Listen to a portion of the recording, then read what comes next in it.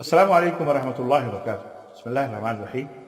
अज़ीज़ान गिरामी, इस वक्त मैं आप हज़रात की खिदमत में कोरोना वायरस के ताल्लुक़ से कुछ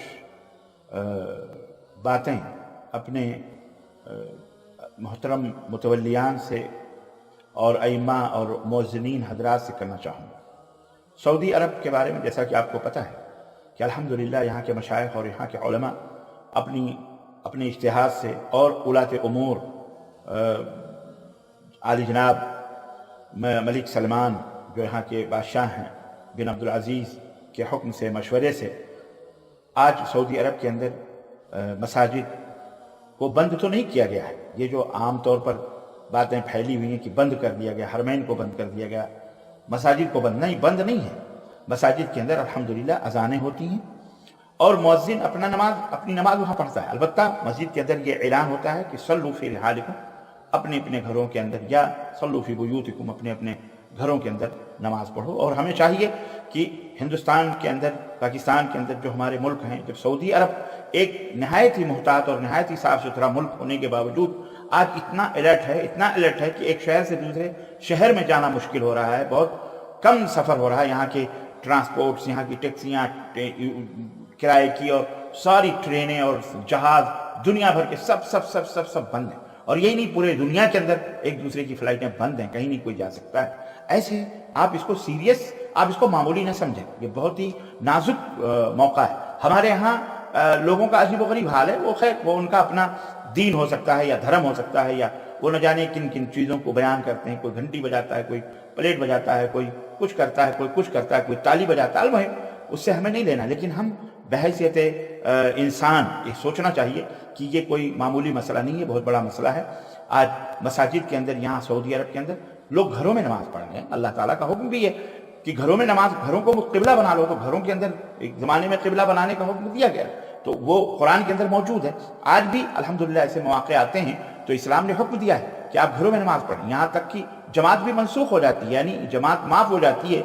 एक मामूली सी चीज़, अल्लाह के रसूल सल्लल्लाहु अलैहि वसल्लम की उस हदीस को आप याद करें जिसमें अल्लाह के रसूल सल्लल्लाहु अलैहि वसल्लम फरमाया कि अगर दो खबीस चीज़ें आदमी को परेशान कर रही हैं तो, और जमात खड़ी है, तो उसके ऊपर ज़रूरी है कि वो अपने उन दो खबीस चीज़ों को पहले ख़त्म करे, फिर वो नमाज पढ़े। मतलब एक बाथरूम जाना, पेशाब हो या बड़ा इस्तिंजा हो, तो अगर वो तंग कर रहा है तो अल्लाह आपको इज्जत दे, सबसे पहले वो है।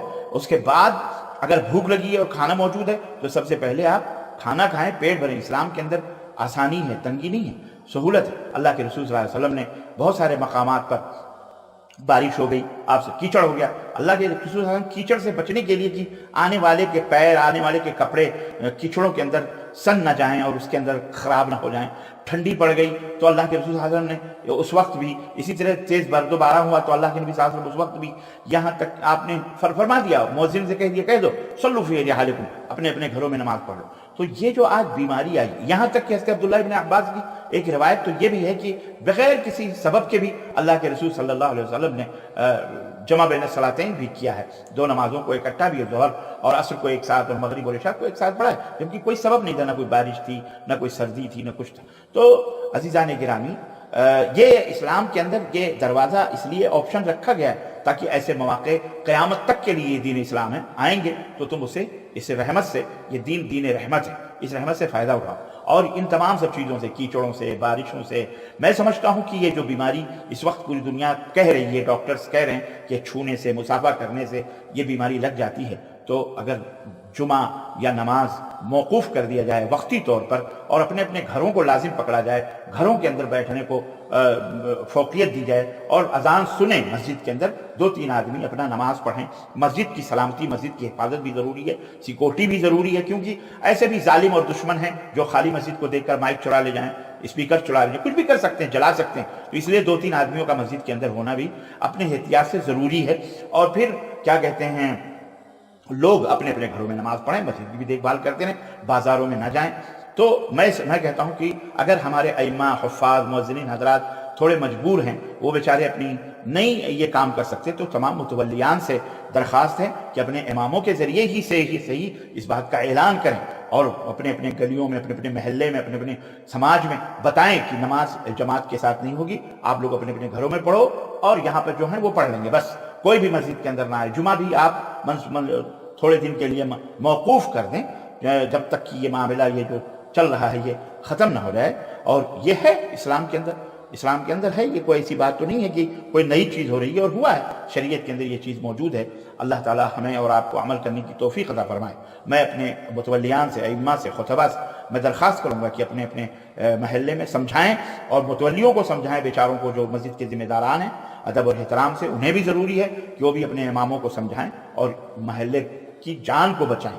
لوگوں کی جان کی حفاظت یہ بہت ضروری ہے، جان بچائیں اس وقت، نہیں تو کبھی کچھ ہوا تو اس کے ذمہ دار ہمارے مسجد کے ائمہ خطبہ بھی ہوں گے، اور اس سے زیادہ ذمہ داران جو متولیان ہیں وہ مسجد کے اللہ تعالیٰ کے یہاں پکڑے جائیں گے. ہم تو آپ کے اوپر حجت قائم کیے دے رہے ہیں کہ اپنے اپنے حالات کو دیکھتے ہوئے نہ سوچیں ارے کہاں یہاں پہ ہے وہاں کہاں ہے یہاں کا، جیسے کہ ہمارے لوگوں کا ایک لاوبالی پن جس کو کہتے ہیں ہمارے اندر موجود ہے کہ روڈوں پر بھاگ رہے ہیں، نکل رہے ہیں سڑکوں. حکومت نے کہا ہے کہ اپنے اپنے گھروں میں رہو تو گھروں میں رہو، کوئی یہ کفر کی بات تو نہیں ہے.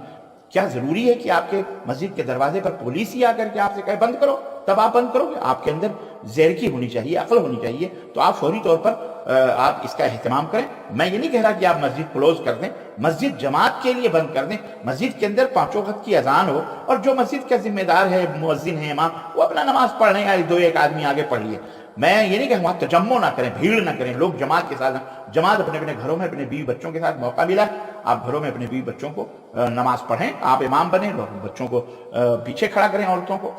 تو یہ ہے میرا مشورہ ہے، اور میں سمجھتا ہوں کہ یہ بہت ضروری ہے. میں اپنی ذمہ داری نبھا رہا ہوں. اللہ عز و جل سے دعا ہے کہ اللہ تعالی ہمیں کہنے اور سننے سے زیادہ عمل کی توفیق عطا فرمائے. آمین یا رب العالمین. وصلی اللہ علی نبینا محمد وعلی آلہ وصحبہ اجمعین. والسلام علیکم ورحمۃ اللہ وبرکاتہ.